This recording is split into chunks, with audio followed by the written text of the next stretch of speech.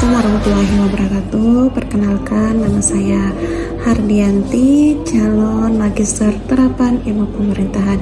Di sini saya akan menjelaskan apa itu filsafat ilmu pemerintahan.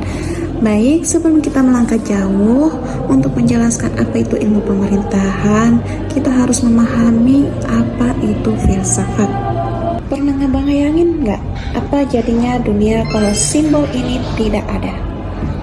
Mungkin semua kemajuan yang kita rasakan sekarang gak bakal ada, dan yang lebih parah, kita mungkin akan masih terjebak hidup di hutan tanpa kemajuan. Semua cuma dari satu simbol ini. Simbol penting yang mampu melahirkan ilmu-ilmu yang kita kenal sekarang, ya seperti ilmu pemerintahan, dan mengantarkan kita manusia ke arah yang lebih baik lagi dalam peradabannya. Perlu diketahui bahwa sebuah ilmu yang menjadi induk dari semua pelajaran yang ada di sekolah kita sekarang ini, itu berasal dari filsafat. Makanya filsafat dikenal sebagai Mother of Science atau ibu dari sebuah ilmu. Filsafat itu singkatnya adalah ilmu tentang cara berpikir. Bayangin, cara berpikir itu adalah semacam roda gear yang bergerak di kepala kita, yang mempengaruhi bagaimana kita menjalani hidup. Cara berpikir ya bisa senyata itu. Ia bisa mempengaruhi dan mengubah hidup kita. Nah, filsafat itu intinya adalah ilmu yang membantu kita membuka lebih banyak lagi cara berpikir dalam hidup kita. Umumnya dalam ilmu filsafat, kita mempelajari cara-cara berpikir dari para filsuf. Semua lahir dari pertanyaan. Dan filsafat begitu penting untuk kita pelajari karena ialah yang akan memberikan kita fondasi hidup. Fondasi yang sangat kuat untuk belajar ilmu-ilmu pengetahuan lainnya. Sebagai induk dari semua ilmu pengetahuan, kita memerlukan filsafat. Filsafat punya sejarah yang begitu panjang. Di masa-masa awal peradaban, nenek moyang kita mencoba menjawab pertanyaan besar. Pada masa itu dikenal dengan rasionalisme, yang artinya karena akal dipercayalah lebih pasti daripada indera. Di era sebelum rasionalisme berkembang, sekitar abad ke-17, banyak orang masih mengandalkan agama atau pengalaman indrawi dalam memahami dunia. Namun, para filsuf seperti René Descartes melihat bahwa pengalaman bisa menipu. Misalnya, mata kita bisa melihat fata morgana di padang pasir, tetapi itu bukan air sungguhan. Nah, jadi kemunculan aliran rasionalisme ini dikarenakan yang pertama, indera manusia bisa menipu, jadi harus ada sumber pengetahuan yang lebih bisa dipercaya, yaitu akal dan logika. Yang kedua, keinginan untuk menemukan kebenaran yang mutlak dan universal yang bisa diuji tanpa tergantung pengalaman pribadi. Dan yang ketiga adalah revolusi ilmiah pada masa itu. Misalnya, pemikiran Galileo dan Kepler yang menunjukkan bahwa metode matematika dan rasio bisa menjelaskan alam semesta lebih baik daripada sekedar mengandalkan pengalaman. Pada aliran rasionalisme ini pencetusnya adalah René Descartes, Baruch Spinoza, Gottfried Wilhelm Leibniz. Nah, untuk contoh dari aliran rasionalisme ini kita bisa melihat dari kehidupan sehari-hari. Misalnya, kamu ingin tahu besok apakah akan turun hujan? Nah, untuk menentukan hal itu, kita dapat melihat keluar jendela dan menganalisis keadaan cuaca tersebut. Apakah keadaannya mendung atau udara rendah dan awan gelap? Ya, itu bisa jadi kemungkinan besok akan turun hujan. Prinsipnya, menggunakan akal dan logika untuk mengambil sebuah keputusan tanpa harus melihat langsung keadaannya. Yang kedua, ada aliran empirisme yang artinya karena pengalaman itu nyata. Sebagai respon terhadap rasionalisme, filsuf empiris seperti John Locke dan David Hume berpikir bahwa pengetahuan tidak bisa hanya berasal dari akal. Kalau logika dan matematika benar, kenapa dalam kehidupan nyata orang bisa punya kesimpulan yang berbeda? Nah, jadi muncullah aliran empirisme ini yang disebabkan beberapa alasan. Yang pertama, akal tanpa pengalaman tidak cukup. Kita butuh bukti nyata dari dunia luar. Yang kedua, ilmu pengetahuan berkembang lewat eksperimen dan observasi, bukan hanya teori di kepala. Dan ketiga, revolusi industri mendorong cara berpikir yang lebih praktis dan berbasis bukti. Nah, untuk aliran empirisme ini dicetuskan oleh John Locke, George Berkeley, dan David Hume. Untuk contoh di kehidupan sehari-hari, kita bisa melihat adanya api. Apakah api tersebut panas? Bagaimana caranya kita membuktikan? Maka kita menyentuh api tersebut. Dan apa yang kita rasakan? Panas bukan? Nah, itulah salah satu contoh dari empirisme yang didasarkan dengan pengalaman. Pada prinsipnya, percaya pada pengalaman dan observasi langsung itu adalah sebagai sumber pengetahuan. Dari aliran empirisme tersebut, muncullah aliran yang berikutnya yang disebut dengan eksistensialisme, yang artinya karena hidup itu absurd dan penuh pilihan. Jadi pada abad ke-19 dan 20, dunia mengalami banyak krisis. Perang dunia, industrialisasi, dan mengasingkan manusia. Dan hilangnya makna hidup dalam sistem yang semakin mekanis. Banyak orang yang merasa kehilangan arah dan bertanya, apa sebenarnya arti hidup? Jadi inilah alasan kemunculannya eksistensialisme. Yang pertama diakibatkan oleh ketidakpuasan terhadap pemikiran sebelumnya yang mengganggu hidup tersebut apakah sudah mempunyai tujuan yang jelas.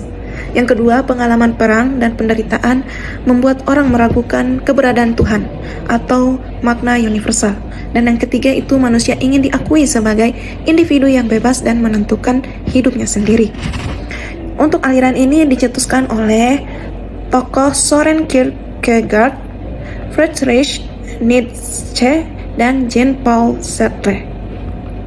Untuk eksistensialisme, kita dapat melihat contohnya di kehidupan sehari-hari.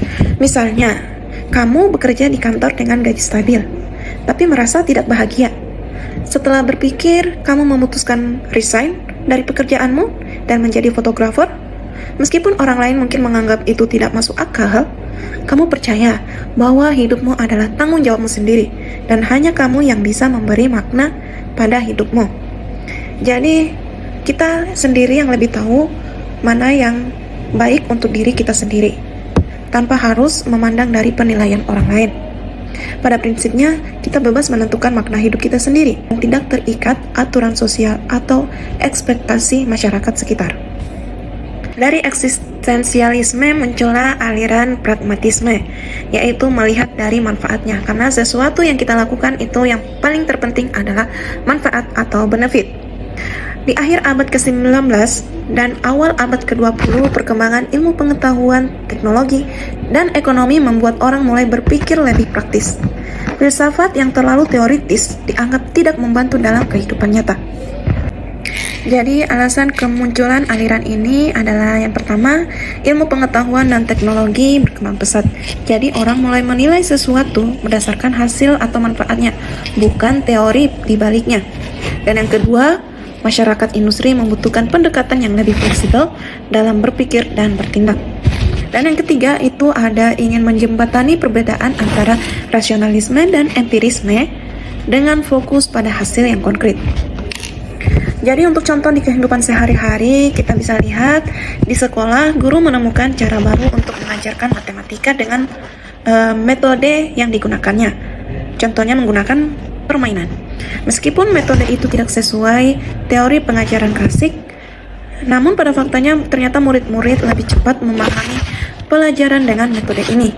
Jadi metode ini dianggap benar karena hasilnya sangat efektif. Pada prinsipnya, suatu hal dianggap benar kalau berguna atau bermanfaat dalam kehidupan nyata. Kemudian kita melangkah pada aliran berikutnya, yaitu materialisme, yakni karena semua yang ada itu adalah fisik atau nyata. Sejak zaman Yunani kuno, ada perdebatan tentang apa sebenarnya hakikat realitas. Beberapa filsuf mulai berpendapat bahwa segala sesuatu di dunia ini hanya terdiri dari materi, tidak ada roh, jiwa, atau realitas gaib. Itulah kenapa muncul aliran ini, karena disebabkan beberapa hal. Yang pertama adalah ingin memberikan penjelasan yang lebih ilmiah dan rasional tentang dunia. Yang kedua, filsafat sebelumnya seperti idealisme dianggap terlalu abstrak dan kurang berbasis bukti nyata. Dan berikutnya, perkembangan ilmu fisika, biologi, dan kimia menunjukkan bahwa semua fenomena bisa dijelaskan secara material. Untuk aliran ini, contoh di kehidupan sehari-hari kita bisa lihat bahwa seorang dokter yang menjelaskan orang depresi bukan karena kurang bersyukur atau kutukan mungkin, tetapi karena adanya ketidakseimbangan zat kimia di otak seperti serotonin dan dopamin. Karena itu solusinya adalah terapi psikologis dan obat, bukan ritual atau doa saja. Pada prinsipnya, semua hal di dunia ini bisa dijelaskan dengan materi dan ilmu pengetahuan, tanpa perlu unsur spiritual atau metafisik. Nah, munculnya beberapa aliran filsafat yang sudah dijelaskan tadi, dari situlah muncul banyaknya cara berpikir dari berbagai macam bidang, yang kemudian cara berpikir tersebut menjadi inspirasi lahirnya dasar-dasar ilmu pengetahuan lainnya. Nah, dari situ kita belajar. Jadi, sepintar-pintarnya orang dalam suatu bidang tidak lepas dari ilmu filsafat. Karena filsafat kita tahu bahwa pondasinya dari semua ilmu. Filsafat tersebut kita bisa meraih beberapa profesi, contohnya mungkin menjadi politikus, bahkan untuk lebih bisa mendalami ilmu pemerintahan dengan dasar ilmu filsafat yang kita punya. Jadi tujuan besar dari filsafat ini adalah untuk menggali terus-menerus kebenaran dengan beberapa metode untuk mencari ilmu pengetahuan tersebut. Itulah tadi penjelasan dasar dari filsafat. Selanjutnya kita melangkah ke filsafat ilmu pemerintahan. Nah, untuk memahami ilmu pemerintahan, di sini ada 3 konsep dasar yang perlu kita ketahui dulu, yaitu 3 konsep dalam filsafat ilmu pemerintahan. 3 konsep tersebut yakni ontologi, epistemologi, dan aksiologi. Ontologi pada hakikatnya membahas tentang apa yang ingin kita ketahui, yakni teori pengetahuan. Akhirnya dalam menjawab pertanyaan ketiga tentang nilai kegunaan, nilai pengetahuan tersebut, maka kita berpaling kepada aksiologi atau yang membahas tentang nilai pengetahuan tersebut. Jadi untuk memperoleh ilmu pemerintahan itu gambarannya seperti ini ya. Ontologi ilmu pemerintahan berbicara mengenai hakikat ilmu pemerintahan yang dikaji. Epistemologi ilmu pemerintahan berbicara mengenai bagaimana cara memperoleh pengetahuan yang benar dari ilmu pemerintahan. Dan aksiologi ilmu pemerintahan itu sendiri berbicara mengenai mengapa ilmu itu ada serta nilai kegunaannya bagi kehidupan manusia. Kita bahas yang pertama dulu, yaitu ontologi ilmu pemerintahan. Apa yang ingin diketahui ilmu pemerintahan? Secara sederhana dapat dikatakan bahwa kejadian yang berhubungan dengan gejala dan peristiwa pemerintahan yang bersifat empiris menjadi objek penelaahan ilmu pemerintahan. Untuk mendapatkan pengetahuan, semua ilmu harus membuat beberapa asumsi mengenai objek-objek empiris. Untuk suatu peristiwa tidaklah terjadi secara kebetulan, namun setiap peristiwa mempunyai pola tetap dan teratur. Secara lebih terperinci, menurut Surya Sumantri 2006 halaman 7, ada 3 asumsi yang mengenai objek empiris tersebut. Untuk asumsi pertama, menganggap objek-objek tertentu mempunyai keserupaan satu sama lain, baik dalam bentuk, struktur, sifat, dan sebagainya. Berdasarkan keserupaan tersebut, dapat dikelompokkan beberapa objek yang serupa ke dalam satu golongan. Klasifikasi merupakan pendekatan keilmuan yang pertama terhadap objek-objek yang telah ditelaahnya. Asumsi kedua adalah anggapan bahwa suatu benda tidak mengalami perubahan dalam jangka waktu tertentu. Kegiatan keilmuan bertujuan mempelajari tingkah laku suatu objek dalam suatu keadaan tertentu. Kegiatan ini jelas tidak mungkin dilakukan apabila objeknya selalu berubah-ubah tiap waktu.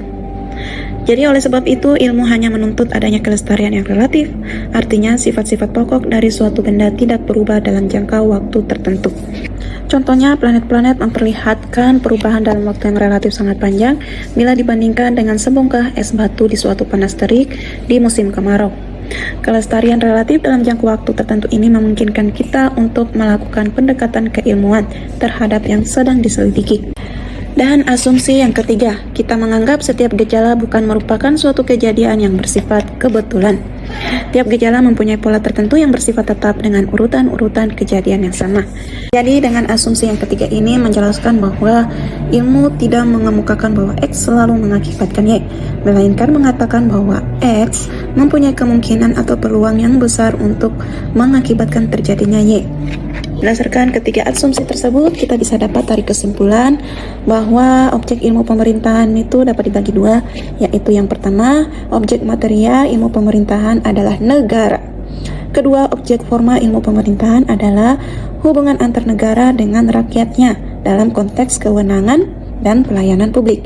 Jadi yang pertama negara, yang kedua hubungan antar negara dan rakyatnya. Namun menurut Suwargono, ontologi ilmu pemerintahan dibagi menjadi tiga, yaitu ilmu pemerintahan elektik, tinjauan terhadap nilai-nilai positif dari ilmu pemerintahan. Yang kedua, ilmu pemerintahan terapan atau tinjauan terhadap mekanisme pencarian ilmu. Ketiga, ilmu pemerintahan integratif, tinjauan terhadap gabungan antara ilmu pemerintahan efektif dan ilmu pemerintahan terapan. Jadi, objek material dan formal ilmu pemerintahan adalah ilmu yang mempelajari hubungan antar rakyat dengan organisasi tertinggi negara, yaitu pemerintah, dalam konteks kewenangan dan pemberian pelayanan publik. Dengan bahasa yang berbeda, yang dicetuskan oleh Raha mendefinisikan ilmu pemerintahan itu sebagai ilmu yang mempelajari bagaimana memenuhi dan melindungi kebutuhan dan tuntutan tiap orang akan jasa publik dan layanan sipil dalam hubungan pemerintahan sehingga dapat diterima pada saat dibutuhkan oleh yang bersangkutan. Jadi dari pengertian ilmu pemerintahan ini dengan melalui konsep ontologi kita melihat kebenaran dalam ilmu pemerintahan tersebut, apakah ilmu pemerintahan itu ada terhadap pemerintahan yang kita lihat sekarang ini. Untuk mengetahui hal tersebut, kita melangkah ke epistemologi ilmu pemerintahan. Epistemologi ilmu pemerintahan, seperti yang dikatakan tadi, bahwa epistemologi merupakan teori pengetahuan atau cara kita dalam mengkaji apa yang ingin kita ketahui dalam ilmu pemerintahan.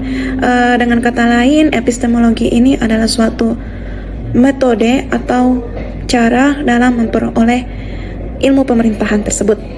Nah, dalam buku Prof. Fernandes tentang metodologi ilmu pemerintahan menjelaskan bahwa ilmu adalah pengetahuan yang diperoleh dengan menerapkan metode keilmuan, sehingga epistemologi, sebuah ilmu, senantiasa berkaitan dengan metodologi ilmu tersebut dan dapat menjelaskan ciri khas dari ilmu tersebut.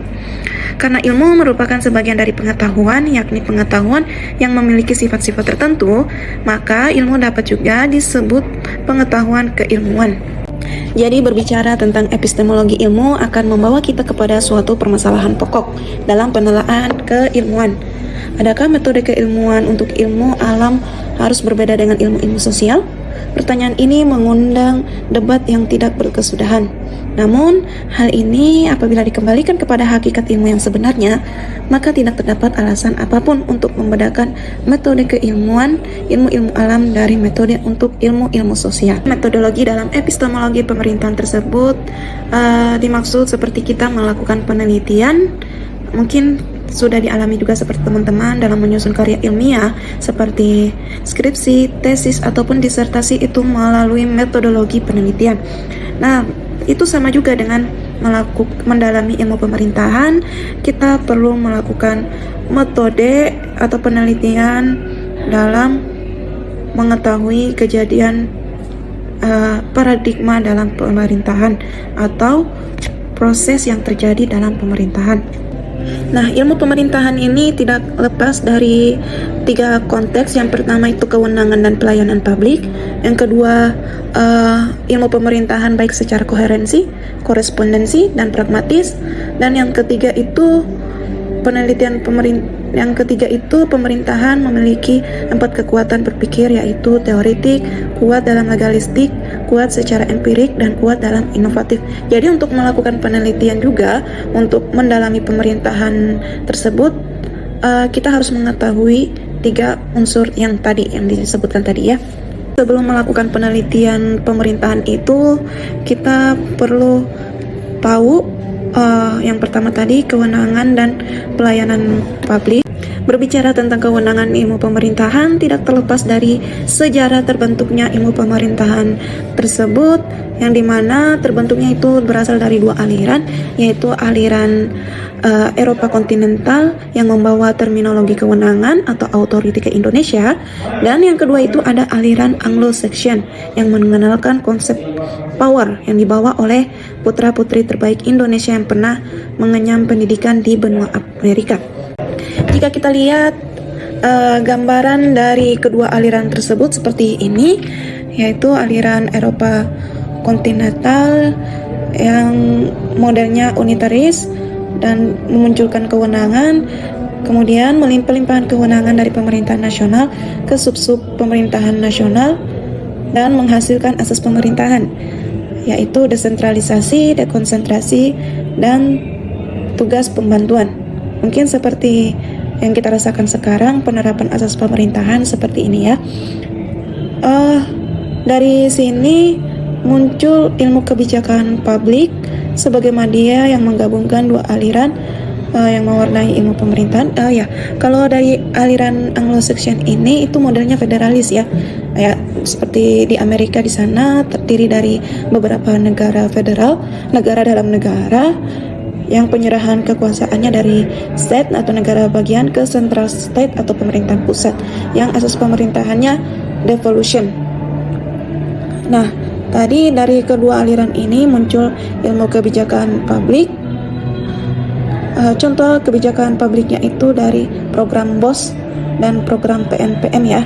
Jadi program BOS itu dari pemerintahan pusat dilimpahkan ke sekolah-sekolah, kepala sekolah.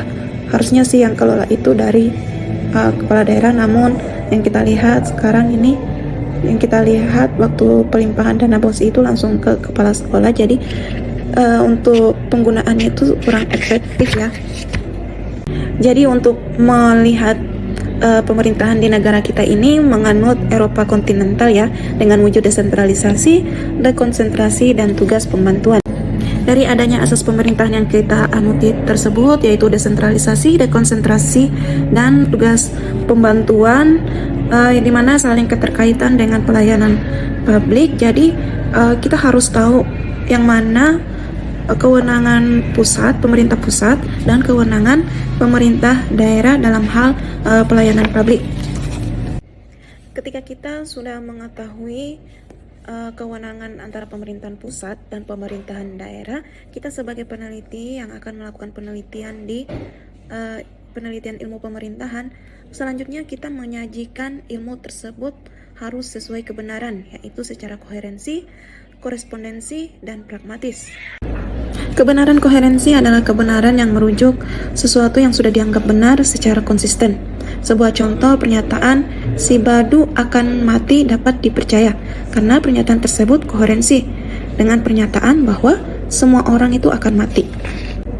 Kemudian kebenaran korespondensi, di mana kebenaran korespondensi dapat dianggap benar apabila kebenaran tersebut merujuk kepada fakta, data, dan informasi. Sebagai contoh adalah Provinsi Jawa Barat, ibu kotanya merupakan kota Bandung. Nah, pertanyaan ini bersifat benar secara korespondensi karena data tersebut real adanya, bahwa Bandung adalah ibu kota dari Provinsi Jawa Barat.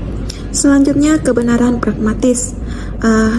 Sebuah ilmu dapat dipercayai dengan dianggap benar karena pernyataan tersebut mempunyai sifat fungsional dalam kehidupan praktis dan perkembangan ilmu. Jadi apabila semakin banyak kebenaran pragmatisnya, maka penelitian yang kita teliti tersebut semakin kuat dasarnya karena nilai-nilai kegunaan dari hal-hal yang kita teliti tersebut. Jadi sebuah penelitian apabila kebenaran pragmatisnya semakin banyak, maka ilmu tersebut itu semakin kuat adanya. Untuk kebenaran dari penelitian pemerintahan kita bisa gambarkan sebagai berikut. Biasanya itu dalam tugas akhir atau tesis maupun skripsi ada yang namanya dalam penelitian skripsi, tesis, ataupun disertasi terdiri dari pendahuluan bab 1. Di sini digambarkan kebenaran korespondensi. Dan bab 2 yang terdiri dari tinjauan pustaka itu merupakan kebenaran koherensi. Ketiga, metode penelitian yang ada pada bab 3 itu merupakan kebenaran korespondensi, dan berikutnya analisis dan pembahasan yang ada pada bab 4, kebenaran korespondensi juga, dan terakhir itu ada penutup, kesimpulan dan saran di bab 5, yaitu merupakan pragmatis. Jadi kebenaran kita akan semakin kuat dibuktikan dilihat dari kesimpulan dan saran yang kita buat. Jadi berbicara tentang metode penelitian pemerintahan, itu ada 2 metode yang digunakan. Yang pertama itu file research approach, yakni penelitian yang dilakukan dengan terjun langsung ke lapangan dan mengambil data secara lengkap baik primer maupun sekunder. File research approach ini biasanya ada 2 penelitian yang sering kita kenal, yaitu kuantitatif dan kualitatif. Dan yang kedua itu ada library research approach atau biasa dikenal dengan studi kepustakaan. Nah, ini jenis penelitian yang jarang digunakan ya. Jadi library research approach itu adalah kita hanya mengandalkan data-data atau literatur yang ada di sekitar kita tanpa harus terjun ke lapangan.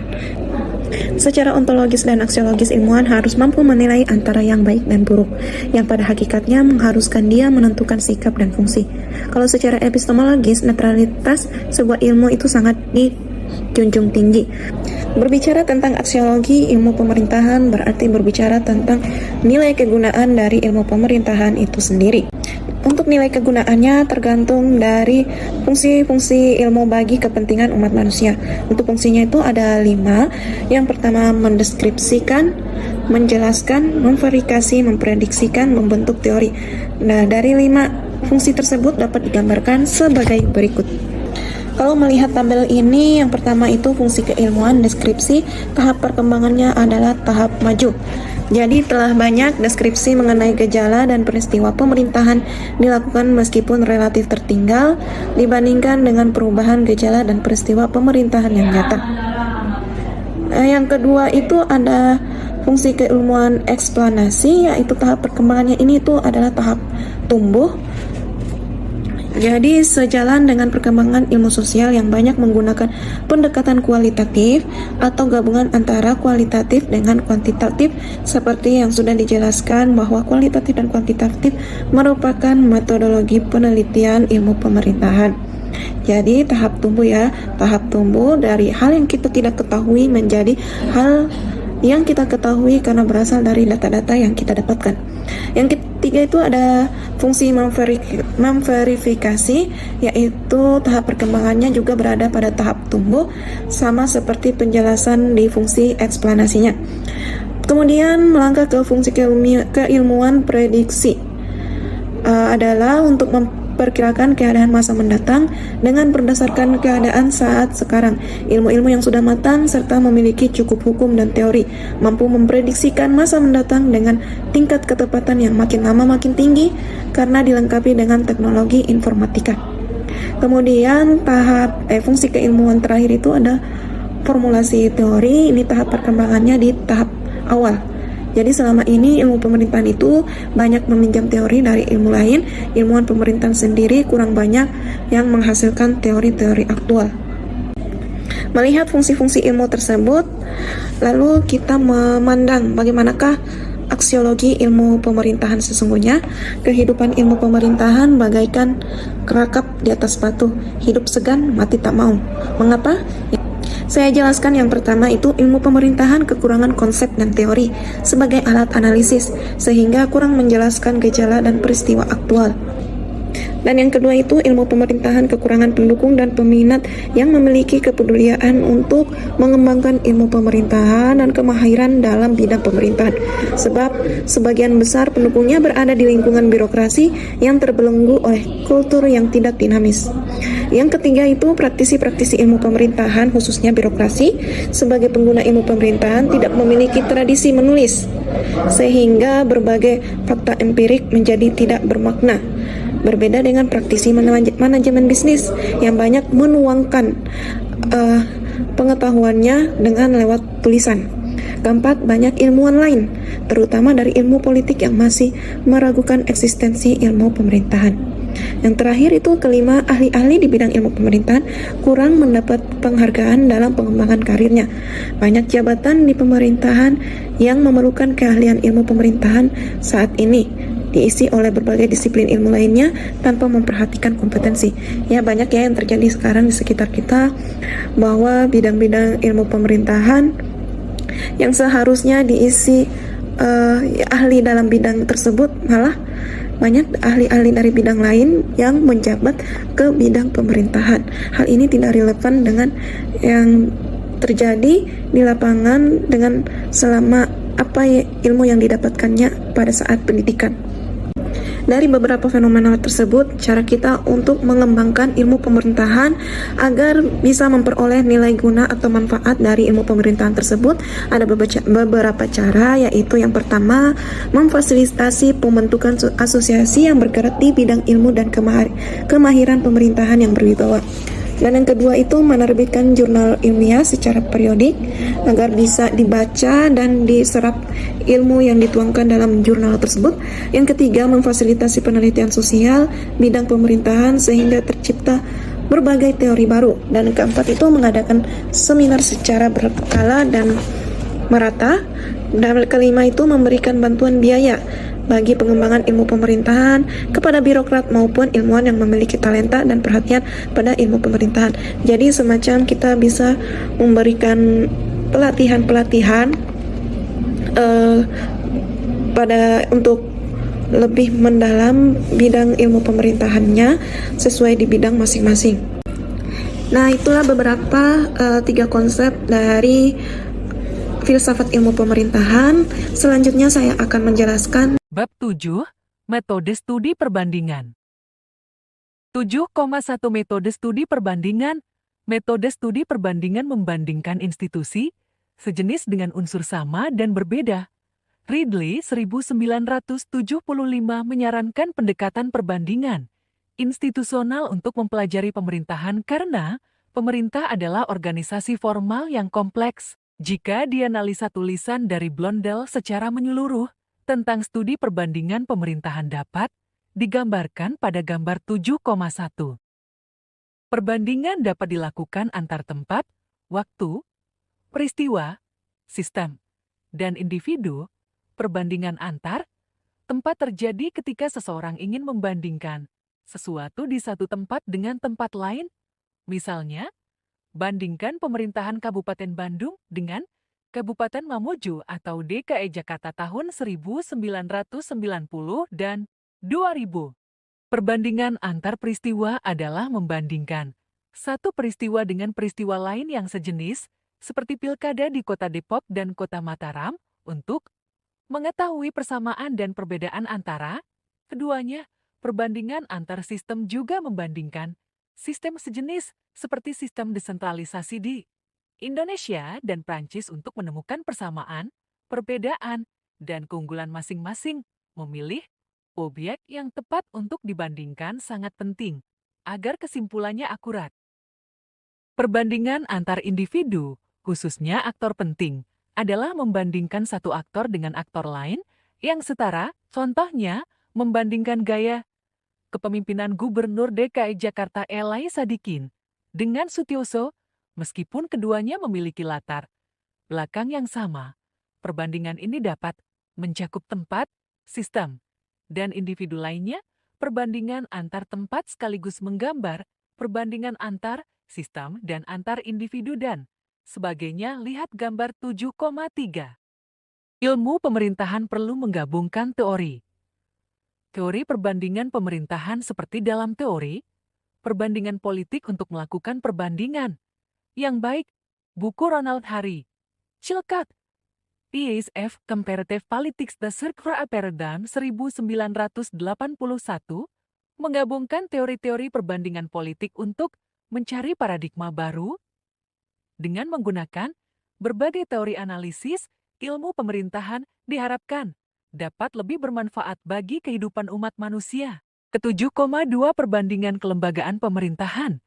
Perbandingan organisasi atau kelembagaan pemerintahan dapat dilakukan dengan melihat aspek-aspek kedudukan dan kewenangannya, organisasinya, kualitas dan kuantitas sumber daya manusianya, maupun kinerjanya. Lihat gambar 7,4. Pertama, kedudukan dan kewenangannya. Wewenang adalah bentuk kekuasaan, di mana wewenang formal merupakan kekuasaan yang sah, yang terkait dengan struktur organisasi dan manajemen. Terdapat dua pandangan mengenai wewenang formal dalam organisasi, yakni: pertama, pandangan klasik menyatakan bahwa wewenang berasal dari tingkat tertinggi dan diteruskan secara hukum ke bawah. Dua, pandangan penerimaan berpendapat bahwa dasar wewenang terletak pada orang yang dipengaruhi, bukan pada orang yang mempengaruhi. Pandangan ini mengamati bahwa tidak semua perintah selalu dipatuhi. Stephen Panjang, Robbins 1994, mendefinisikan kewenangan sebagai kemampuan untuk bertindak atau memerintah orang lain demi mencapai tujuan organisasi. Sementara itu, Nawawi 2002 mengartikan kewenangan sebagai hak suatu unit atau individu untuk melaksanakan tugas dengan tanggung jawab. Kewenangan selalu ada dalam organisasi dan penting untuk legitimasi pemimpin sesuai dengan konsep acceptance authority. Pendelegasian kewenangan menurut Davis dan Newstrom 1993 memberi wewenang kepada manajer rendah, namun kuasa tergantung pengakuan pegawai. Tyler 1989 menyebut delegasi sebagai penyerahan pekerjaan dengan tanggung jawab tetap pada manajer. Cleland dan King 1983 membedakan delegasi dan dekonsentrasi. Pendelegasian mencakup tugas, kewenangan, dan pertanggungjawaban. Pendelegasian terdiri dari 3 tahap. 1. Manajer memberikan tugas dan kewenangan kepada bawahan. 2. Bawahan melaksanakan tugas dengan kewenangan yang diterima. 3. Bawahan bertanggung jawab kepada manajer atas tugas yang didelegasikan. Dalam metode perbandingan pemerintahan, kedudukan dapat dilihat dari berbagai level pada gambar 7,5. Kedua organisasinya, organisasi bersifat abstrak namun dapat dirasakan eksistensinya dalam berbagai aspek kehidupan, menjadikan manusia sebagai homo organimus. Studi organisasi memiliki 3 pendekatan utama. 1. Klasik Taylor 1919–1930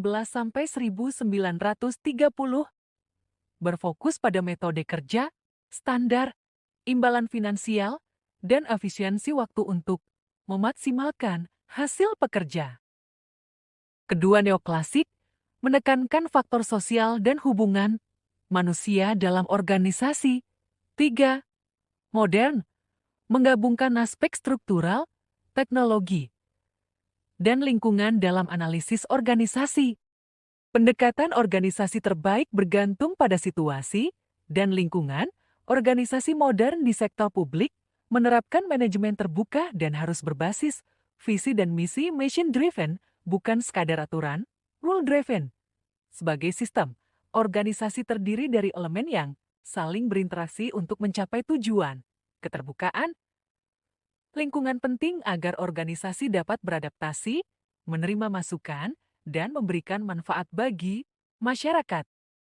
Pertama, Osborne dan Gabler dalam Reinventing Government 1992. Reinventing Government adalah upaya transformasi administrasi publik secara komprehensif untuk mengatasi birokrasi pemerintahan yang dianggap ketinggalan zaman, khususnya di Amerika Serikat.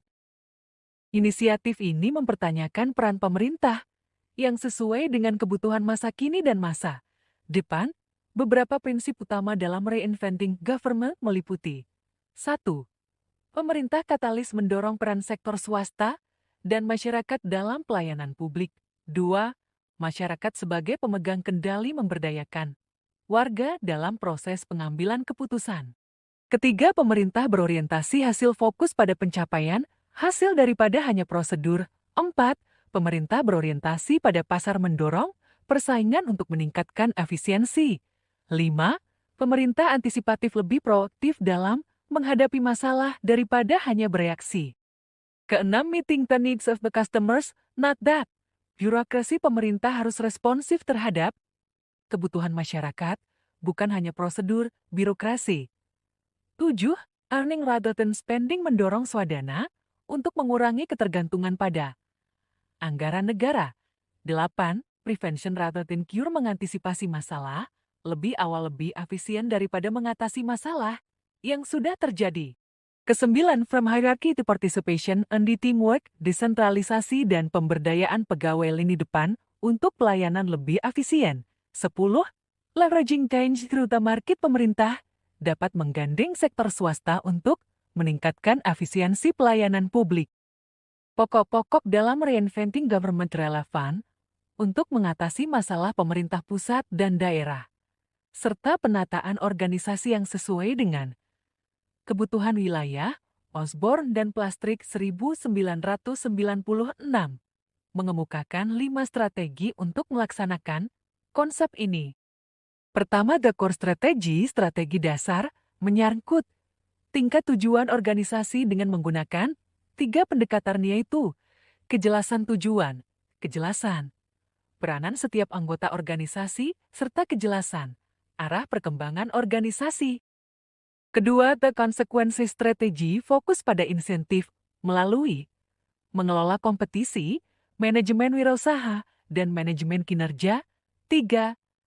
The customer strategy, meningkatkan akuntabilitas dengan pilihan pelanggan, pemilihan kompetitif, dan jaminan kualitas. Keempat, the control strategy, mengatur kekuasaan dengan keorganisasian, pemberdayaan organisasi, pekerja, dan masyarakat. 5. The culture strategy, mengelola budaya dengan menghilangkan kebiasaan yang tidak sesuai, menarik perhatian pekerja dan pelanggan, serta mengarahkan pikiran menuju tujuan yang diinginkan. Kedua, Goelat and Kelly dalam buku Transforming the Organization 1995, organisasi dianggap sebagai makhluk hidup yang harus menyesuaikan diri dengan perubahan agar tetap bertahan. 4 pola yang perlu dilakukan adalah 1. Reframing, 2. Restructuring, 3. Revitalization, 4. Renewal. Reframing adalah perubahan cara organisasi memandang masalah dan langkah untuk menghadapinya. Restructuring fokus pada perubahan ukuran organisasi untuk meningkatkan kinerja dan keseimbangan sumber daya. Revitalization berfokus pada pertumbuhan dengan mengaitkan organisasi dengan lingkungan dan sumber daya. Renewal berorientasi pada pengembangan keahlian dan tujuan baru untuk mengatasi tantangan. Keempat dimensi ini menunjukkan bahwa organisasi harus terus bertransformasi agar dapat bertahan dan berkembang dalam menghadapi perubahan lingkungan. Dalam Tomorrow's Organization 1998, Moorman menekankan pentingnya pembaharuan organisasi dengan 2 premis utama. 1. Organisasi harus fleksibel untuk menghadapi kompetisi yang terus berubah dan memberikan pelayanan lebih baik dari pesaing. 2. Organisasi perlu mengembangkan pendekatan baru untuk memenuhi tuntutan masyarakat yang selalu berubah. Untuk mewujudkan organisasi masa depan yang kompetitif, diperlukan langkah-langkah sebagai berikut. 1. Mendesain ulang organisasi agar dapat bersaing. 2. Meningkatkan kinerja organisasi untuk bersaing. 3. Mengelola karyawan dalam situasi kompetitif. 4. Melakukan transformasi organisasi untuk menyesuaikan dengan perubahan lingkungan. Membangun organisasi masa depan yang mampu berkompetisi atau memberikan pelayanan terbaik kepada pelanggan atau masyarakat disarankan pula hal-hal sebagai berikut.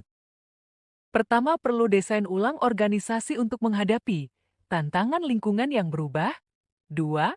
Perlu perubahan budaya kerja agar organisasi dapat bersaing dengan baik. 3.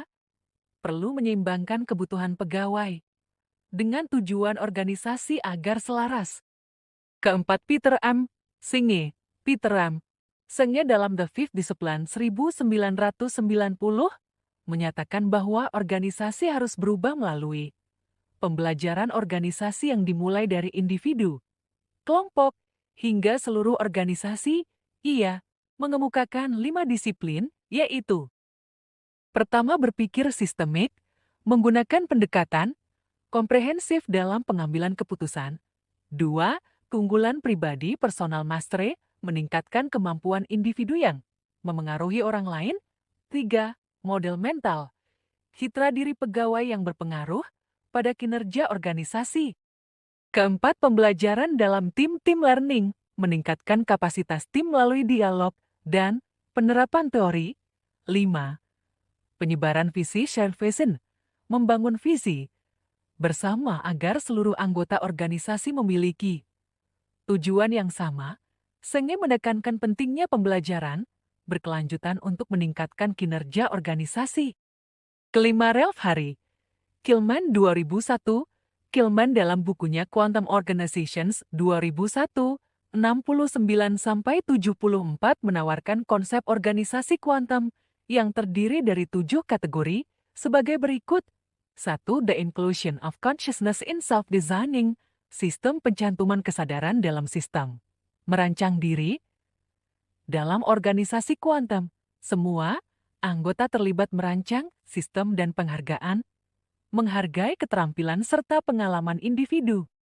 2. Organization as conscious participant actively involved in both designing processes, organisasi sebagai peserta yang sadar secara aktif terlibat dalam proses mendesain diri.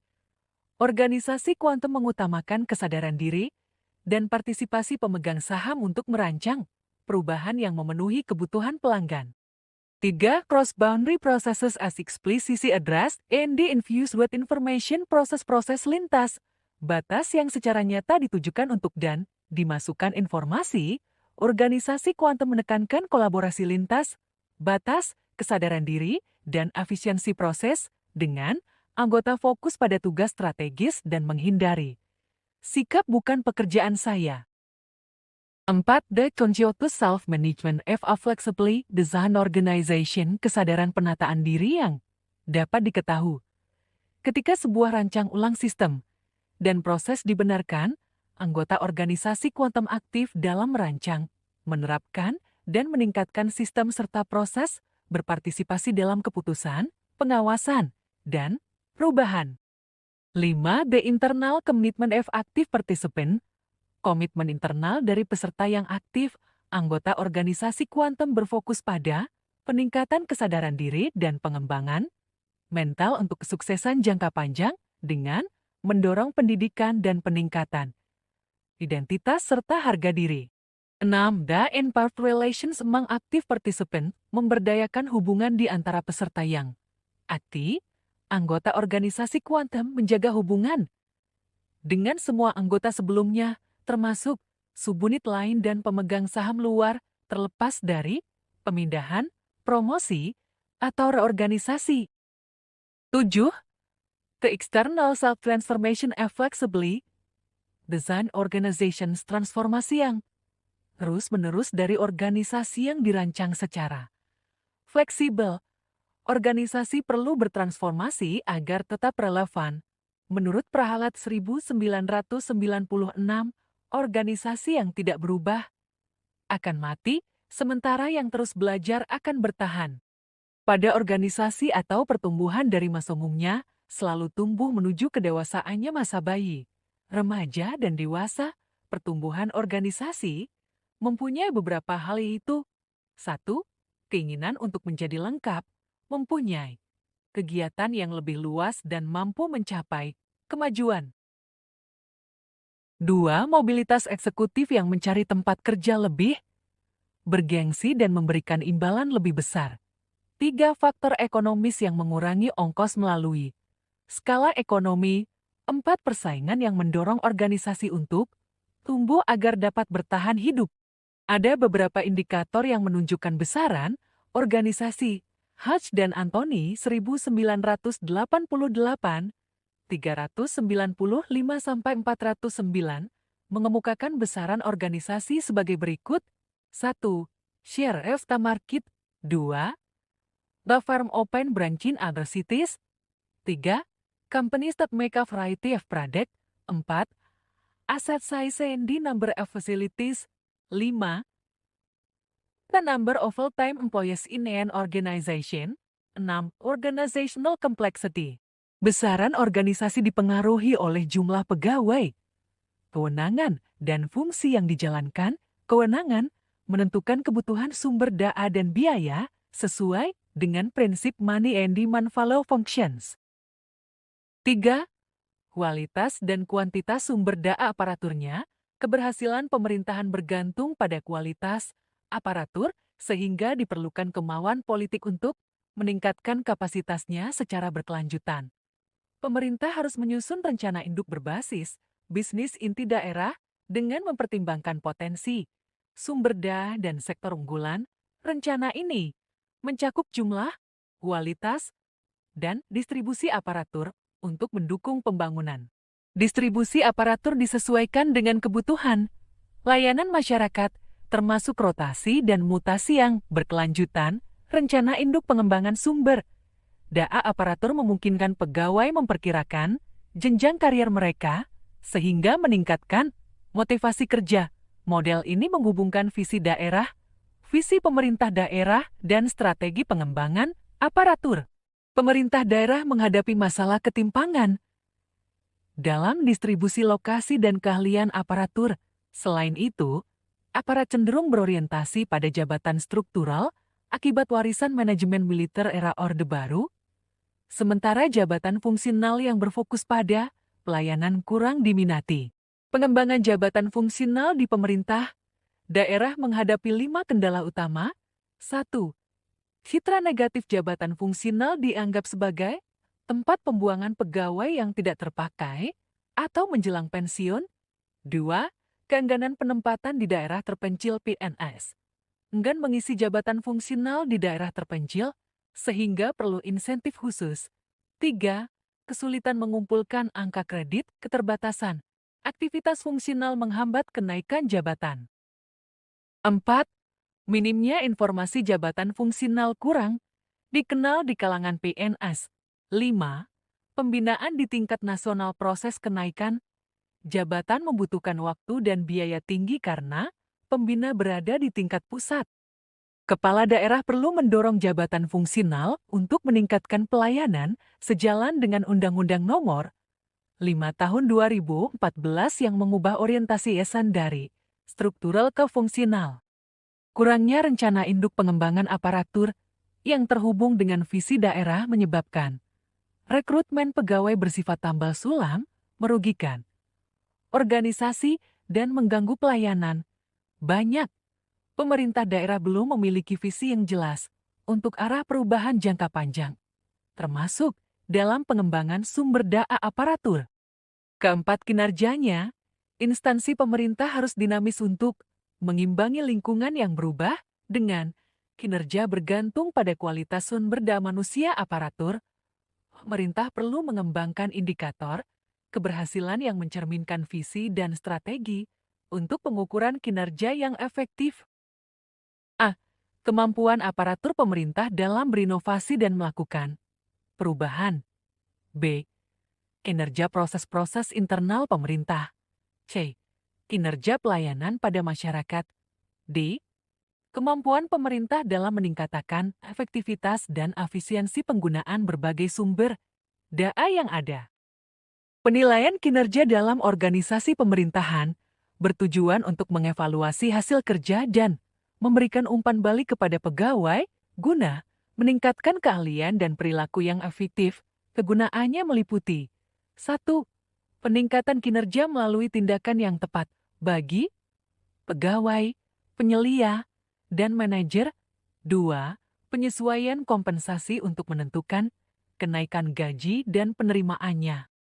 Ketiga, keputusan penempatan jabatan seperti promosi, rotasi, atau demosi berdasarkan hasil penilaian. 4. Kebutuhan latihan dan pengembangan bagi pegawai yang kinerjanya kurang. 5. Perencanaan dan pengembangan karir untuk membantu pegawai merencanakan jalur karir yang sesuai dengan tujuan individu dan organisasi. 6. Mengurangi kelemahan dalam proses staffing. 7. meningkatkan ketepatan informasi terkait kinerja. 8. Mengurangi kesalahan dalam desain pekerjaan. 9. Menjamin peluang yang sama bagi setiap pegawai. 10.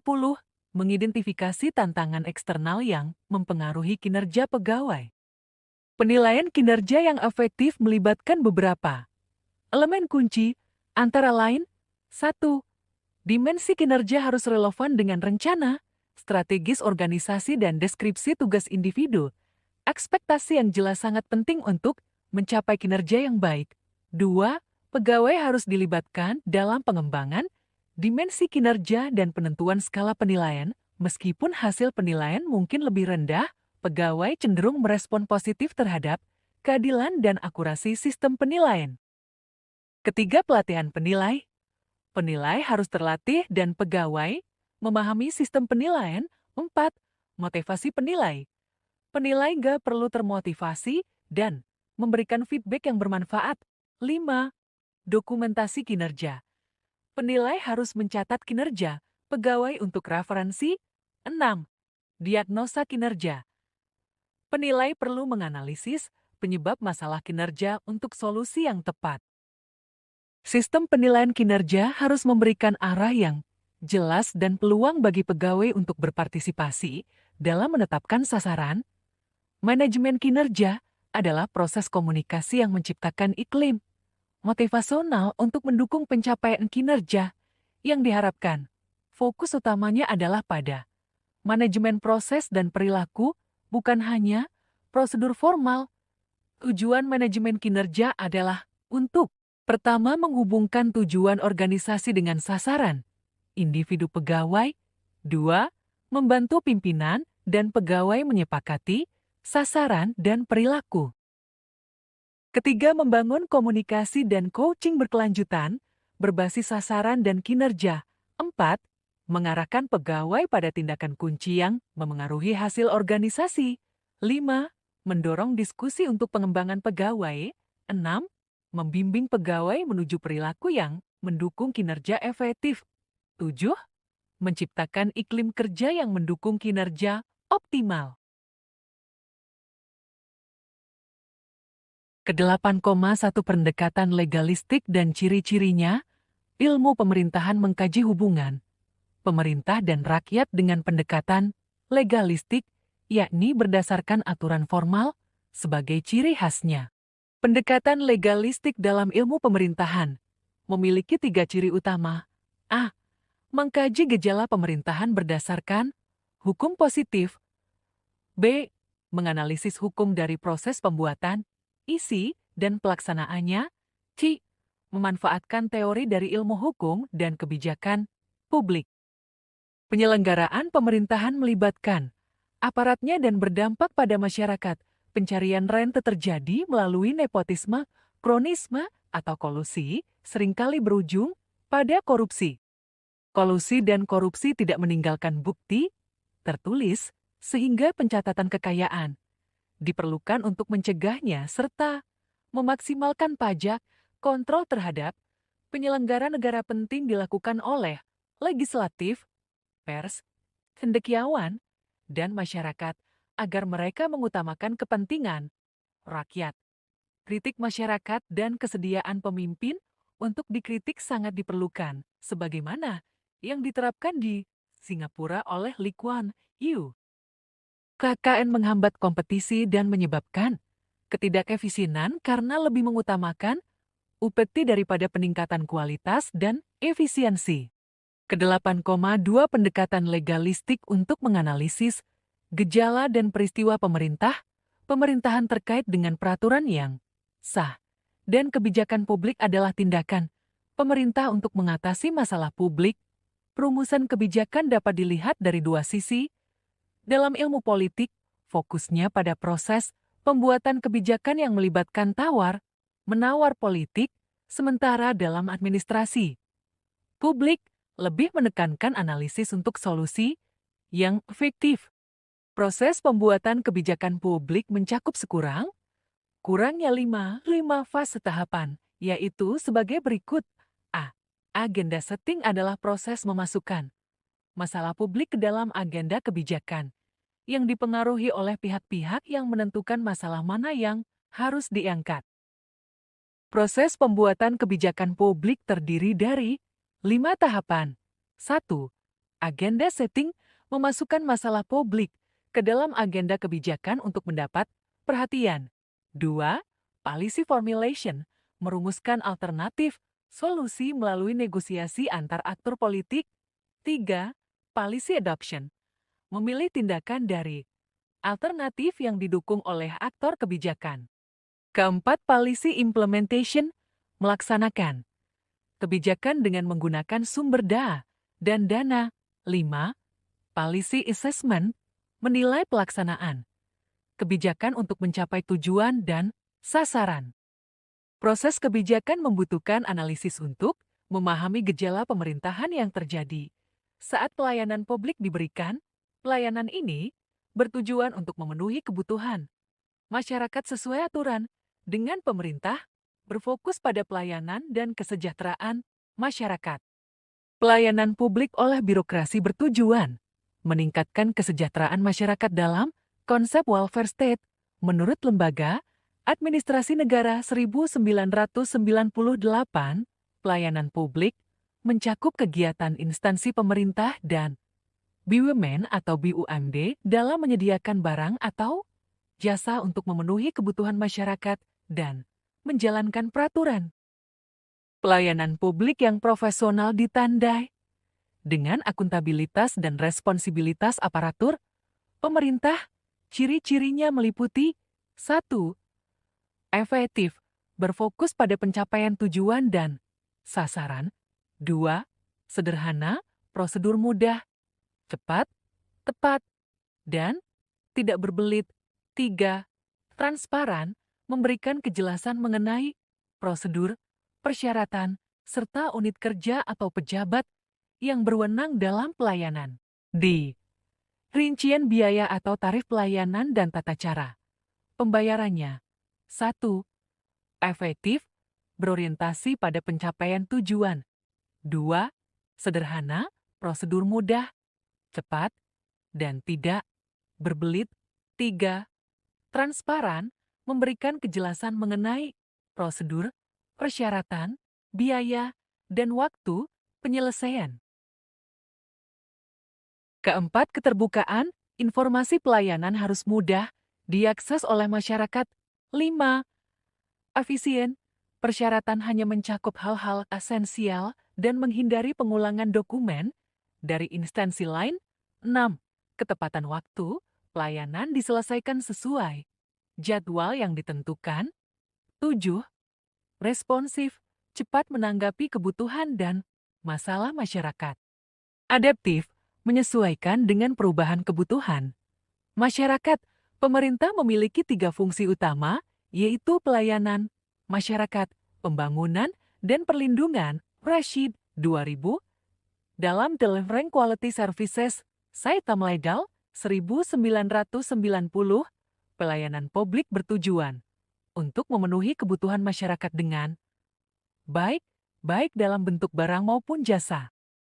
Pemerintah memberikan berbagai layanan publik, baik berupa jasa maupun barang publik. Pendekatan legalistik menekankan penegakan hukum oleh pejabat negara, sementara keadilan hukum idealnya berlaku bagi semua warga tanpa diskriminasi. Namun, hukum sering disalahgunakan sebagai alat politik. Masyarakat harus menolak feodalisme dan mendorong sistem hukum yang adil demi kesejahteraan dan ketertiban sosial.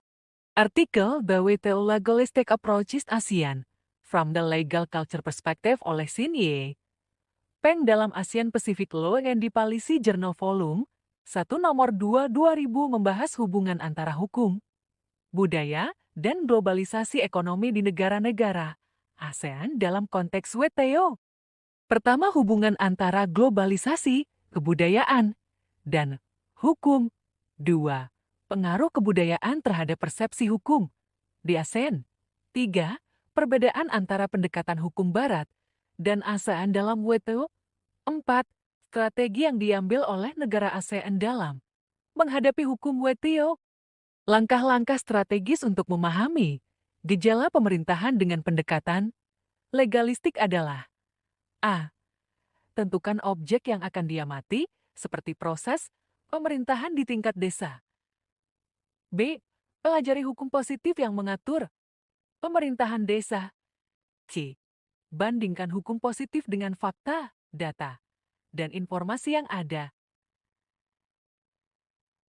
Gunakan MIP untuk memahami proses pemerintahan sesuai hukum positif atau metode lain jika ada kesenjangan dengan fakta.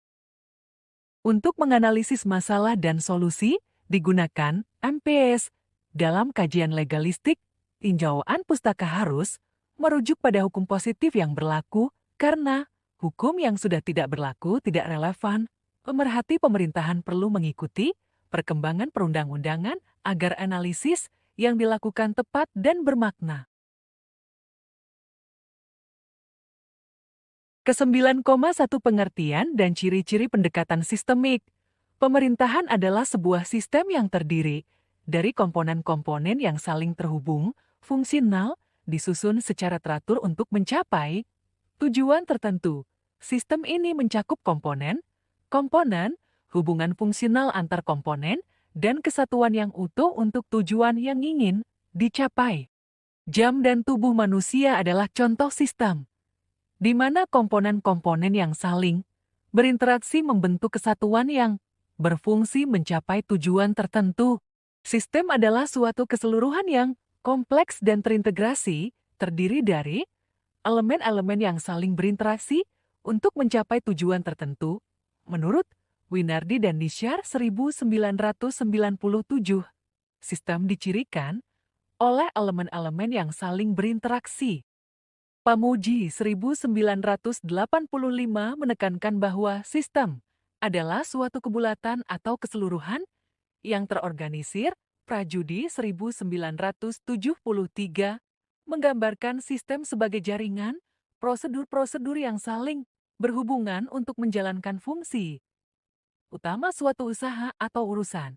Sistem dibedakan menjadi sistem alamiah, sistem buatan. Namun ada pula pembagian menjadi 1. Sistem tertutup, sebuah sistem yang di dalamnya tidak ada hubungan antara sistem tersebut dengan lingkungannya. 2. Sistem terbuka, sebuah sistem yang berhubungan dengan lingkungannya.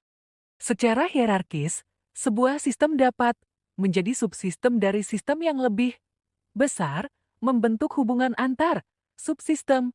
Menurut Kenneth Boulding 1997, ada 9 level dalam hierarki sistem. 1. Sistem statis, 2. Sistem dinamik sederhana, 3. Sistem kibernetik, 4. Sistem terbuka yang mengatur diri sendiri, 5. Sistem sosial genetika, 6. Sistem animal, 7. Sistem manusia, 8. Sistem sosial, 9. Sistem transendental. Von Bertalanffy 1968 menyajikan hierarki sistem dengan pandangan bahwa setiap sistem mencakup sistem sebelumnya. Ia menyebutkan beberapa pendekatan untuk pembentukan teori sistem umum, antara lain 1. Ilmu kibernetika, 2. Teori informasi, 3. Teori permainan, 4. Teori keputusan, 5. Operations research sebagai ilmu sistem. Terapan. Sistem adalah kesatuan yang saling terkait, di mana kerusakan satu bagian dapat mengganggu kestabilannya. Dalam pemerintahan, pemerintah pusat adalah sistem terbesar, sementara pemerintah daerah adalah subsistem. Menurut Rais Rashid 2000, sistem pemerintahan terdiri dari aturan main, lembaga yang menjalankannya, dan pelaku yang bertanggung jawab. Organisasi adalah sistem dinamis yang dipengaruhi perubahan lingkungan, memengaruhi aturan main, dan kultur pelaku. Forrester dalam Winardi 1997 menyebutkan ciri-ciri organisasi masa depan. Ciri-ciri organisasi masa depan mencakup penghilangan hierarki, sentralaba individual, imbalan objektif, kebebasan informasi, dan perhatian pada hak individu. Negara industri menerapkannya, sementara negara berkembang masih berharap mencapainya. Sistem terdiri dari komponen, input, proses, output, outcome, dampak, manfaat, umpan balik, umpan ke depan, dan lingkungan. Pertama, masukkan input, bahan baku yang diolah, seperti tenaga kerja dan sumber daya lainnya. 2.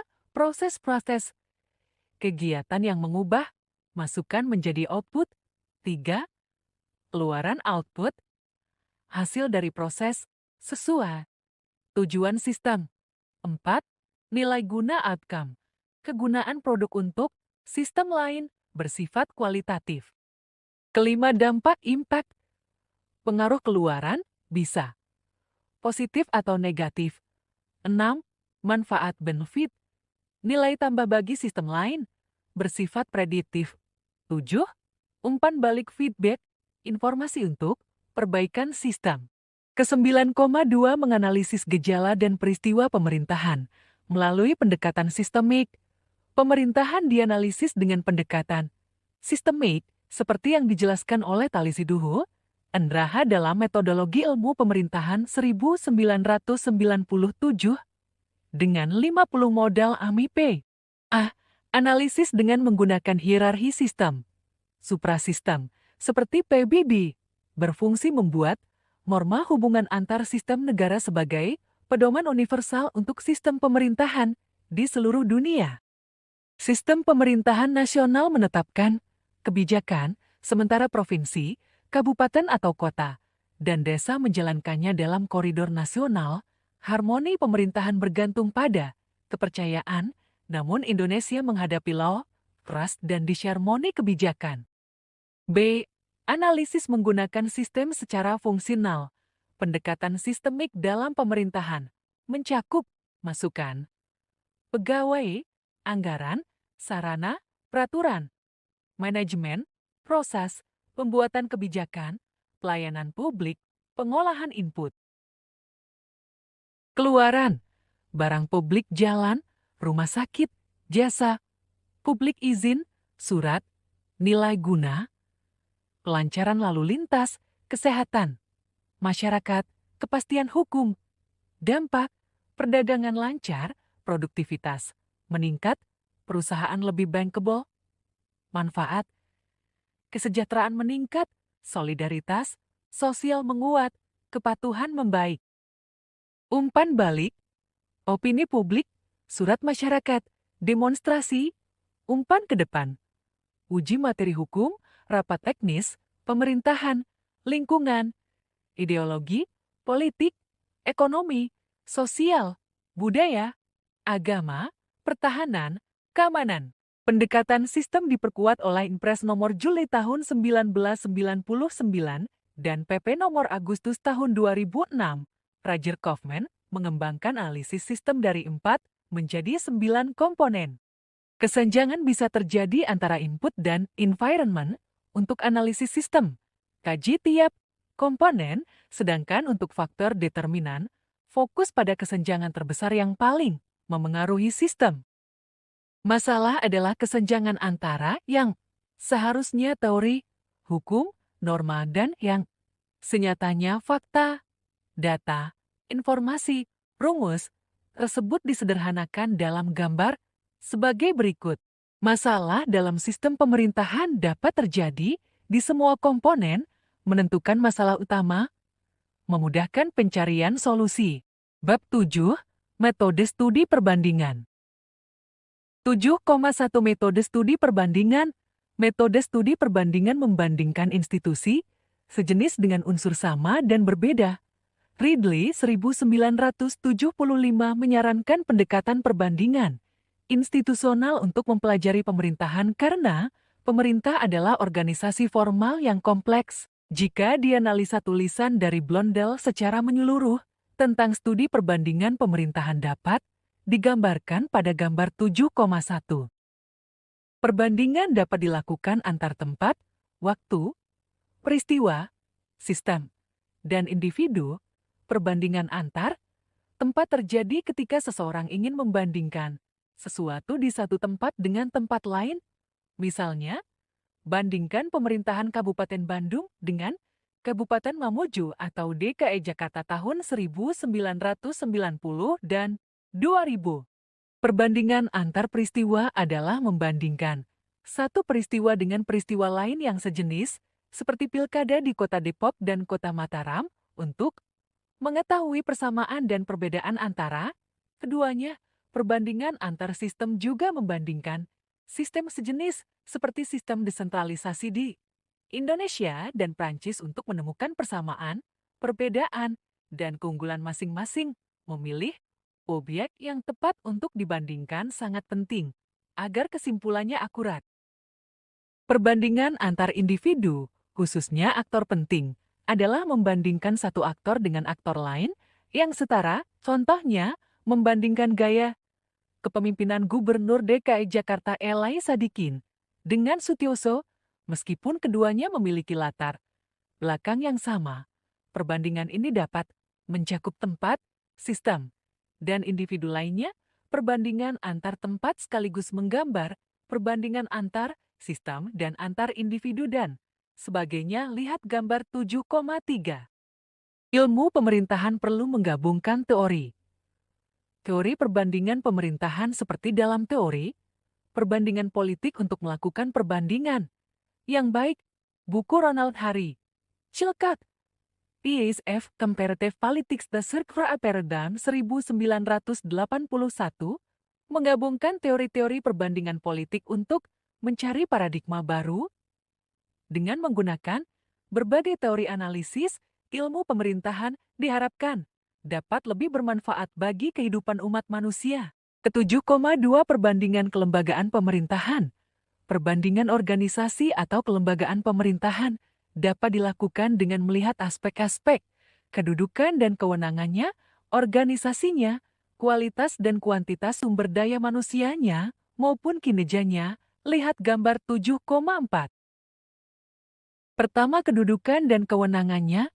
Wewenang adalah bentuk kekuasaan, di mana wewenang formal merupakan kekuasaan yang sah yang terkait dengan struktur organisasi dan manajemen. Terdapat dua pandangan mengenai wewenang formal dalam organisasi, yakni: pertama, pandangan klasik menyatakan bahwa wewenang berasal dari tingkat tertinggi dan diteruskan secara hukum ke bawah.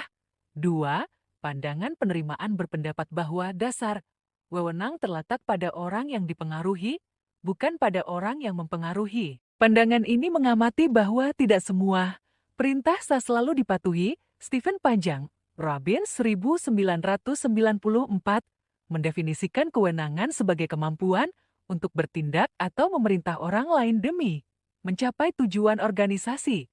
Sementara itu, Nawawi 2002 mengartikan kewenangan sebagai hak suatu unit atau individu untuk melaksanakan tugas dengan tanggung jawab. Kewenangan selalu ada dalam organisasi dan penting untuk legitimasi pemimpin sesuai dengan konsep acceptance of authority. Pendelegasian kewenangan menurut Davis dan Newstrom 1993 memberi wewenang kepada manajer rendah, namun kuasa tergantung pengakuan pegawai.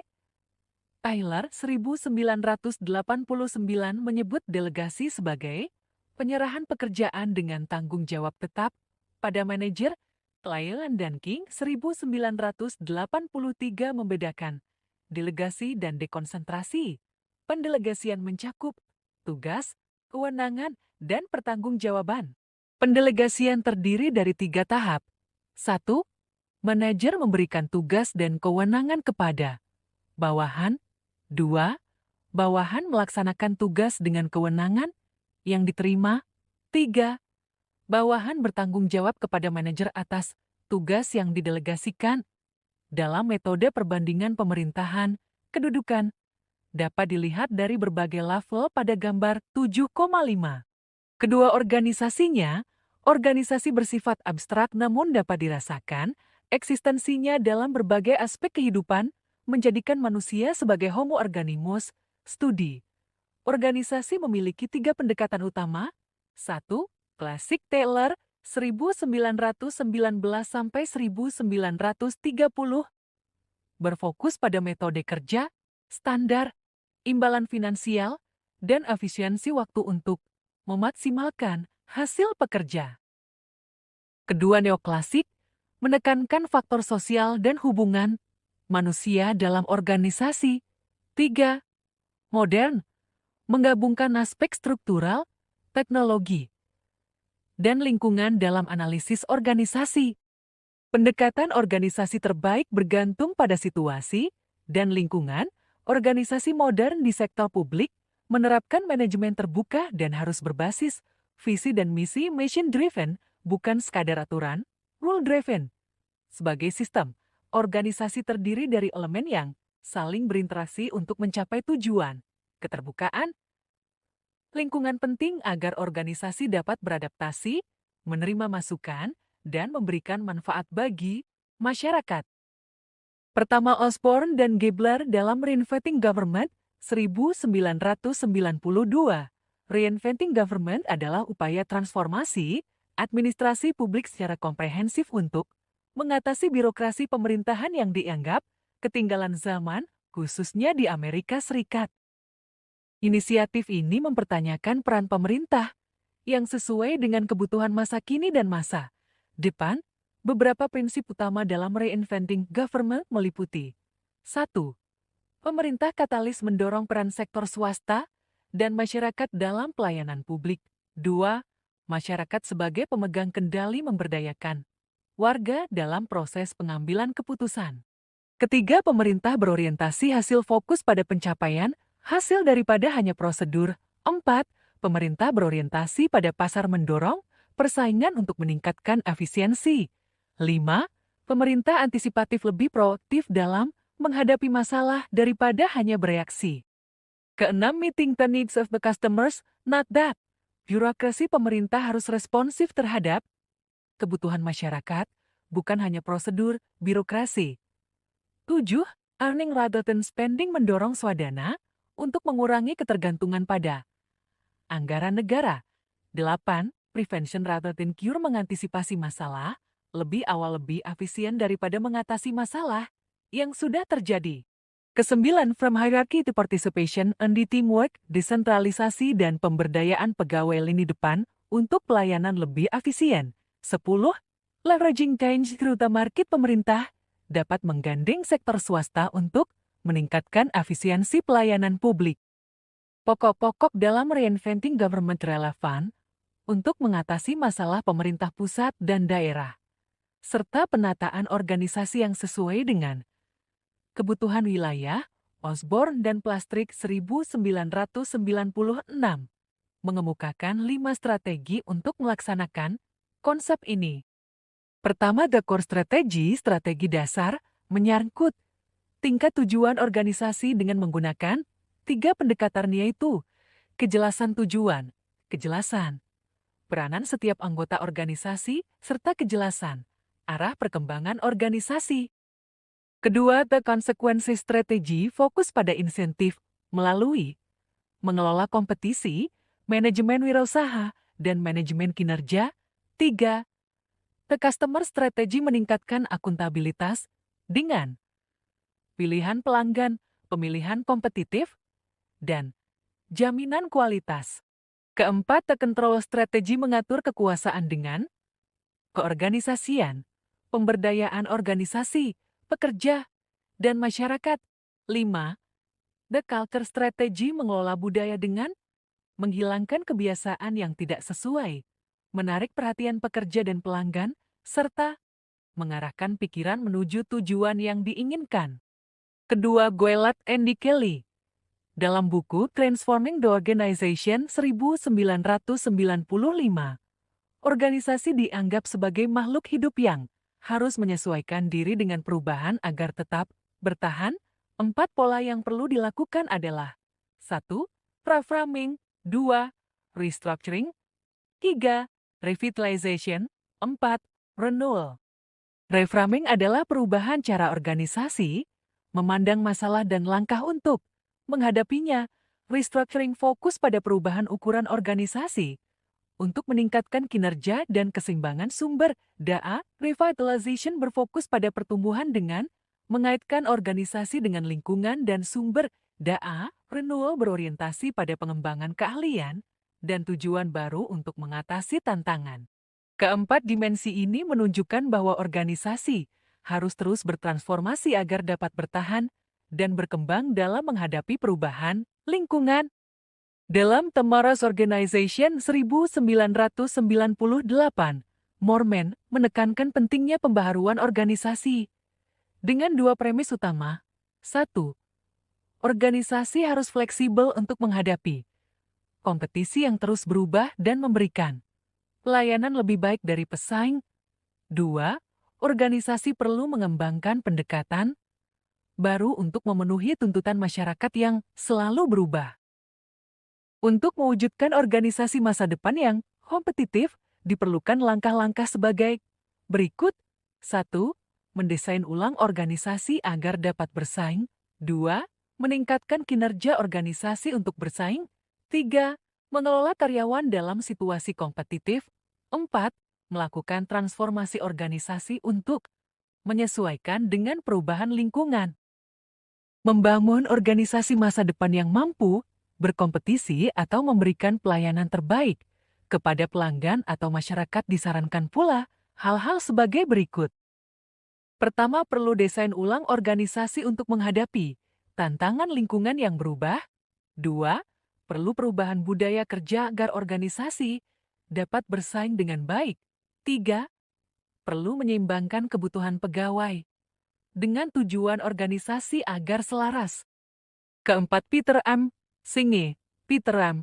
Senge dalam The Fifth Discipline 1990 menyatakan bahwa organisasi harus berubah melalui pembelajaran organisasi yang dimulai dari individu, kelompok, hingga seluruh organisasi. Ia mengemukakan 5 disiplin, yaitu: pertama, berpikir sistemik, menggunakan pendekatan komprehensif dalam pengambilan keputusan. 2. Keunggulan pribadi personal mastery, meningkatkan kemampuan individu yang memengaruhi orang lain. 3. Model mental, citra diri pegawai yang berpengaruh pada kinerja organisasi. Keempat, pembelajaran dalam tim learning, meningkatkan kapasitas tim melalui dialog dan penerapan teori. 5. Penyebaran visi shared vision, membangun visi bersama agar seluruh anggota organisasi memiliki tujuan yang sama. Senge menekankan pentingnya pembelajaran berkelanjutan untuk meningkatkan kinerja organisasi. Kelima, Ralph Harry Kilman 2001, Kilman dalam bukunya Quantum Organizations 2001, 69-74 menawarkan konsep organisasi kuantum yang terdiri dari 7 kategori sebagai berikut. 1. The inclusion of consciousness in self-designing, sistem pencantuman kesadaran dalam sistem merancang diri. Dalam organisasi kuantum, semua anggota terlibat merancang sistem dan penghargaan, menghargai keterampilan serta pengalaman individu. 2. Organization as conscious participant actively involved in both designing processes, organisasi sebagai peserta yang sadar secara aktif terlibat dalam proses mendesain diri. Organisasi kuantum mengutamakan kesadaran diri dan partisipasi pemegang saham untuk merancang perubahan yang memenuhi kebutuhan pelanggan.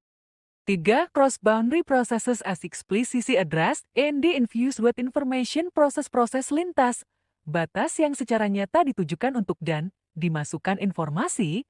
Organisasi kuantum menekankan kolaborasi lintas batas, kesadaran diri, dan efisiensi proses dengan anggota fokus pada tugas strategis dan menghindari sikap bukan pekerjaan saya. 4. The conscious self-management of a flexibly designed organization, kesadaran penataan diri yang dapat diketahui ketika sebuah rancang ulang sistem dan proses dibenarkan. Anggota organisasi kuantum aktif dalam merancang, menerapkan, dan meningkatkan sistem serta proses berpartisipasi dalam keputusan, pengawasan, dan perubahan. 5. The internal commitment of active participant, komitmen internal dari peserta yang aktif. Anggota organisasi kuantum berfokus pada peningkatan kesadaran diri dan pengembangan mental untuk kesuksesan jangka panjang dengan mendorong pendidikan dan peningkatan identitas, serta harga diri. 6. The Involved Relations among Active Participants memberdayakan hubungan di antara peserta yang aktif. Anggota organisasi kuantum menjaga hubungan dengan semua anggota sebelumnya, termasuk subunit lain dan pemegang saham luar, terlepas dari pemindahan, promosi, atau reorganisasi. 7. The external self-transformation flexibly design organizations, transformasi yang terus-menerus dari organisasi yang dirancang secara fleksibel. Organisasi perlu bertransformasi agar tetap relevan. Menurut Prahalat 1996, organisasi yang tidak berubah akan mati, sementara yang terus belajar akan bertahan. Pada organisasi atau pertumbuhan dari masa umumnya, selalu tumbuh menuju kedewasaannya masa bayi, remaja, dan dewasa. Pertumbuhan organisasi mempunyai beberapa hal, yaitu 1. Keinginan untuk menjadi lengkap, mempunyai kegiatan yang lebih luas dan mampu mencapai kemajuan. 2. Mobilitas eksekutif yang mencari tempat kerja lebih bergengsi dan memberikan imbalan lebih besar. 3. Faktor ekonomis yang mengurangi ongkos melalui skala ekonomi. 4. Persaingan yang mendorong organisasi untuk tumbuh agar dapat bertahan hidup. Ada beberapa indikator yang menunjukkan besaran organisasi. Hodge dan Anthony 1988, 395-409 mengemukakan besaran organisasi sebagai berikut. 1. Share of the market. 2. The firm open branch in other cities. 3. Companies that make a variety of product. 4. Asset size and the number of facilities. 5. The number of full-time employees in an organization. 6. Organizational complexity. Besaran organisasi dipengaruhi oleh jumlah pegawai, kewenangan, dan fungsi yang dijalankan. Kewenangan menentukan kebutuhan sumber daya dan biaya sesuai dengan prinsip money and demand follow functions. 3. Kualitas dan kuantitas sumber daya aparaturnya.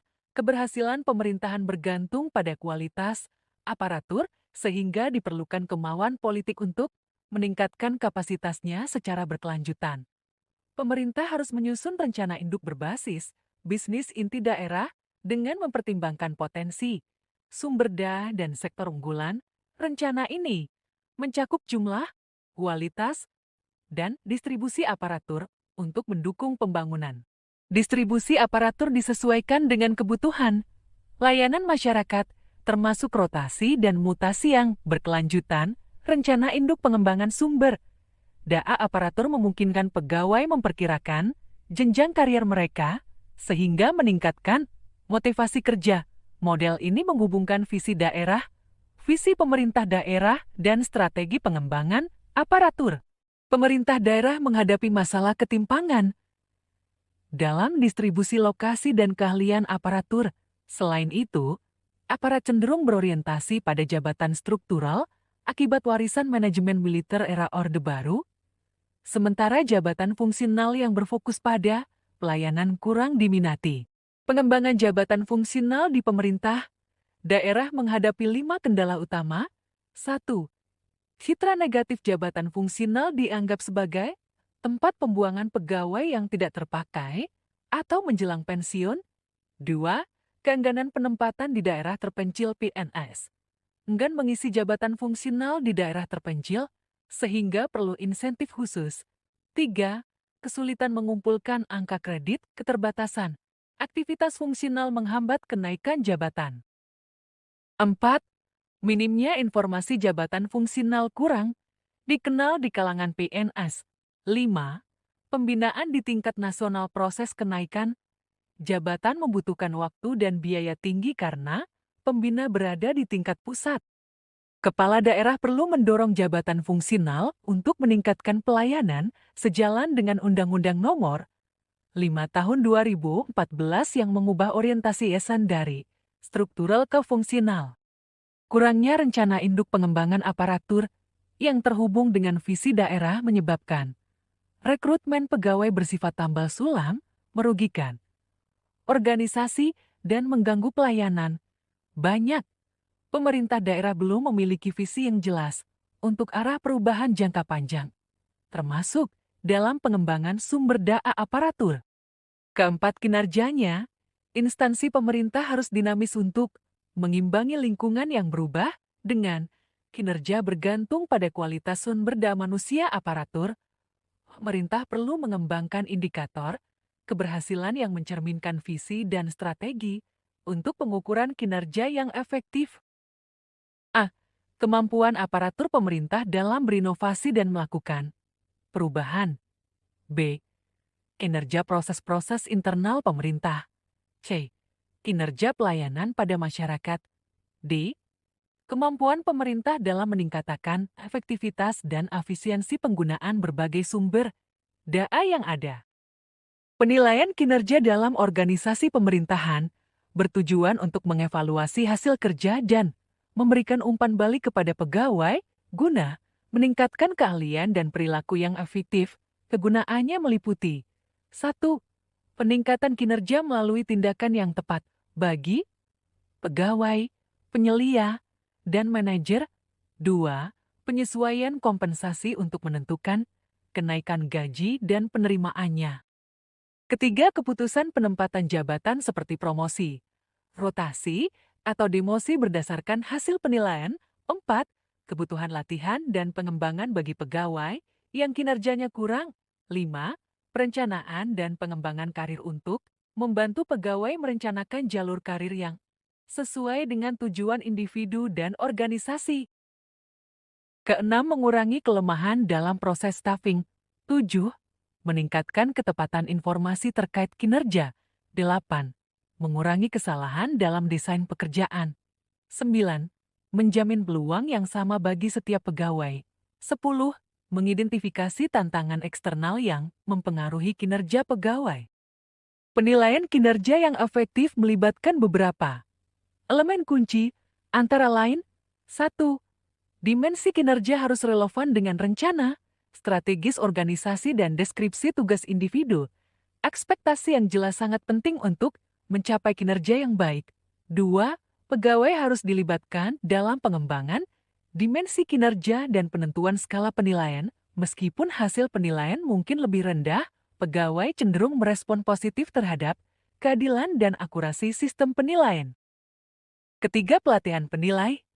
Penilai harus terlatih dan pegawai memahami sistem penilaian. 4. Motivasi penilai. Penilai perlu termotivasi dan memberikan feedback yang bermanfaat. 5. Dokumentasi kinerja. Penilai harus mencatat kinerja pegawai untuk referensi. 6. Diagnosa kinerja. Penilai perlu menganalisis penyebab masalah kinerja untuk solusi yang tepat. Sistem penilaian kinerja harus memberikan arah yang jelas dan peluang bagi pegawai untuk berpartisipasi dalam menetapkan sasaran. Manajemen kinerja adalah proses komunikasi yang menciptakan iklim motivasional untuk mendukung pencapaian kinerja yang diharapkan. Fokus utamanya adalah pada manajemen proses dan perilaku, bukan hanya prosedur formal. Tujuan manajemen kinerja adalah untuk pertama, menghubungkan tujuan organisasi dengan sasaran individu pegawai. 2. Membantu pimpinan dan pegawai menyepakati sasaran dan perilaku. Ketiga, membangun komunikasi dan coaching berkelanjutan berbasis sasaran dan kinerja. 4. Mengarahkan pegawai pada tindakan kunci yang memengaruhi hasil organisasi. 5. Mendorong diskusi untuk pengembangan pegawai. 6. Membimbing pegawai menuju perilaku yang mendukung kinerja efektif. 7. Menciptakan iklim kerja yang mendukung kinerja optimal. Ke-8,1 Pendekatan legalistik dan ciri-cirinya. Ilmu pemerintahan mengkaji hubungan pemerintah dan rakyat dengan pendekatan